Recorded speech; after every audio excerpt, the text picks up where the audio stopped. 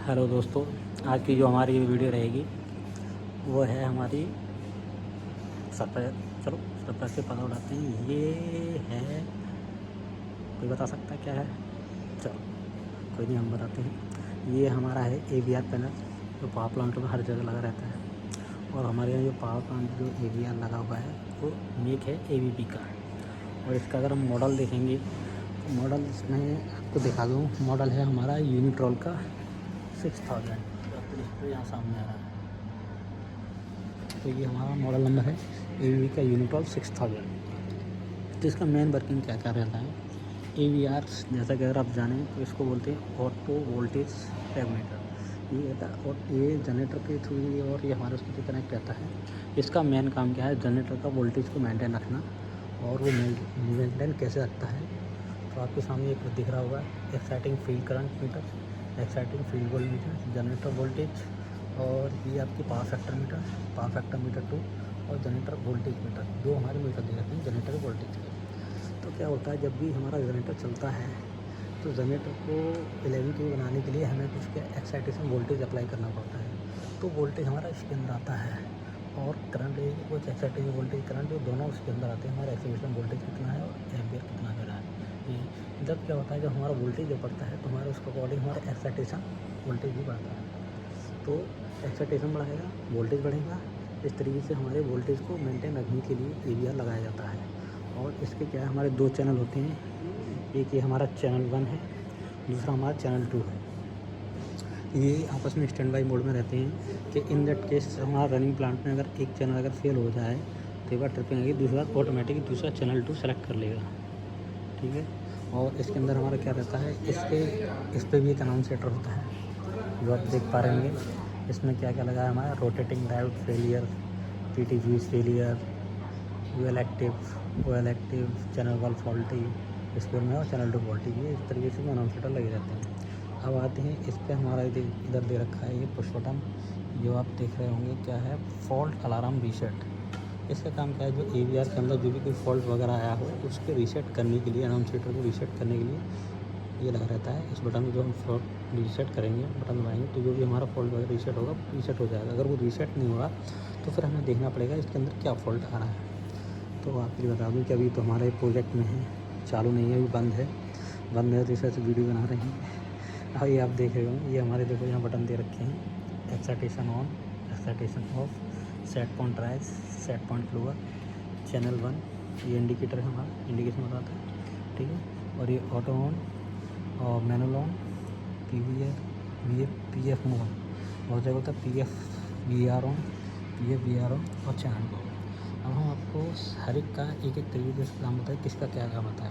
सबसे पहले जब हम 11 kV जब जनरेट करते हैं तो पहले क्या, जब टर्बाइन हमारी फुल रोटेशन RPM पे आ जाती है, और जब RPM आ जाए उसकी स्टैंडर्ड जो भी RPM है टर्बाइन की, जैसे हमारे यहाँ 6800 है, जब हमारे 6800 RPM पे टर्बाइन आ जाएगी और जब कॉन्स्टेंट रनिंग करती रहेगी टर्बाइन, तो हम क्या करेंगे, सबसे पहले आएंगे एक्साइटेशन को ऑन करेंगे। जब एक्साइटेशन ऑन करेंगे एक्साइटेशन जब ऑन करेंगे, क्योंकि हमारा ये दो में से एक चैनल चलता है, तो चैनल 1 ऑन रहेगा हमारा, ये चैनल 2 ऑन रहेगा। इन दोनों से जैसे हमारा चैनल 1 चल रहा है, कोई भी चैनल रहे, पर हमारे फंडा यही रहेगा कि सबसे पहले हम एक्साइटेशन ऑन करेंगे। एक्साइटेशन जब ऑन करेंगे तो हमारा जैसे ही एक्साइटेशन ऑन करेंगे तो ये हमारे जो इंडिकेटर लगे हुए हैं, मीटर जो लगे हुए हैं, ये एक्साइटेशन फील्ड करंट और एक्साइटेशन फील्ड वोल्टेज, तो ये ऑटोमेटिक ये बढ़ना शुरू हो जाएंगे। तो जैसे ये एक्साइटेशन बढ़ेगा, एक्साइटेशन बढ़ती है, तो इधर हमारा ये जनरेटर का जो लगा हुआ है KV 11 kV, तो जनरेटर हमारा 11 kV जनरेट करना शुरू कर देगा। जैसे ही हमारा ये 11 kV के आसपास पहुँच जाएगा 11 kV, तो फिर क्या अगर 11 kV से हमारा कम है या ज़्यादा है, अगर हमें 11 kV से भी ज़्यादा करना है तो यहाँ फिर हम आएंगे, फिर हमारा काम आता है सेट पॉइंट राइज का। इस बटन को प्रेस करेंगे तो हमारा वोल्टेज बढ़ेगा, इस बटन को लोअर करेंगे तो हमारा वोल्टेज डाउन आएगा। ठीक है। अब ये आता है ऑटो मोड और मैनुअल मोड। ऑटो मोड आपका क्या है, जब हम ऑटो मोड में इसको डालते हैं, जब हम सिंक कंडीशन होते हैं ऑटो मोड में, और सिंक कंडीशन अगर हम ऑटो मोड को अगर इसको चलाते हैं तो हमारा क्या रहता है ऑटो मोड में, कि ऑटो मोड जो हमारा सिंक कंडीशन है, हमारा अगर अल्टरनेटर हमारा सिंक चल रहा है ग्रिड के साथ में, अगर हम सेट पॉइंट राइज को बढ़ाएंगे तो हमारा क्या होगा, जो हमारा PF है, पावर फैक्टर जो हमारा जो लगा हुआ है PF, दोस्तों ये क्या होगा, पीएफ मोड में क्या क्या कंडीशन रहेगी कि हमारा जो पीएफ है वो अल्टरनेटर का जो पीएफ है वो गेट पर शिफ्ट होने की कोशिश करेगा। मतलब हमारा पावर फैक्टर हेल्दी तरफ जाएगा, 0.99 लगभग यूनिटी की तरफ जाएगा, लीडिंग की तरफ जाएगा। और ये कि जब लोअर करेंगे तब हमारी यूनिटी की तरफ जाएगा, और राइज करेंगे तो हमारा लैगिंग की तरफ आएगा। ये हमारा उस पीएफ मोड में रहता है। और वोल्टेज मोड में जब हमारा ऑटो मोड में वैसे चलता है, मैनुअल मोड अगर हमें चलाना है, जब हम लोड में चल रहे हैं तो मैनुअल मोड हम वोल्टेज कम या ज़्यादा कर सकते हैं। पर जब हम सिंक मोड में रहते हैं तो वोल्टेज कम या ज़्यादा करने के लिए हम टिप चेंजर का ही उपयोग करना पड़ेगा। इसके थ्रू हम वोल्टेज कम या ज़्यादा नहीं कर सकते। सिंक मोड में हम लोड में कर सकते हैं, बट सिंक मोड में हम वोल्टेज कम या ज़्यादा नहीं कर सकते इसे। अभी हमारे देखो नीचे हमारा ये सेलेक्टर स्विच भी लगा है, वोल्टेज मीटर, सेलेक्टर मीटर, ये आप देख सकते हैं। इसमें तीनों चीज़ों को वोल्टेज बताएगा। ये वोल्टेज में सेलेक्टर स्विच, ये सेलेक्टर स्विच BR RY सबके वोल्टेज है। अब आते हैं इसके अंदर क्या क्या है। चलिए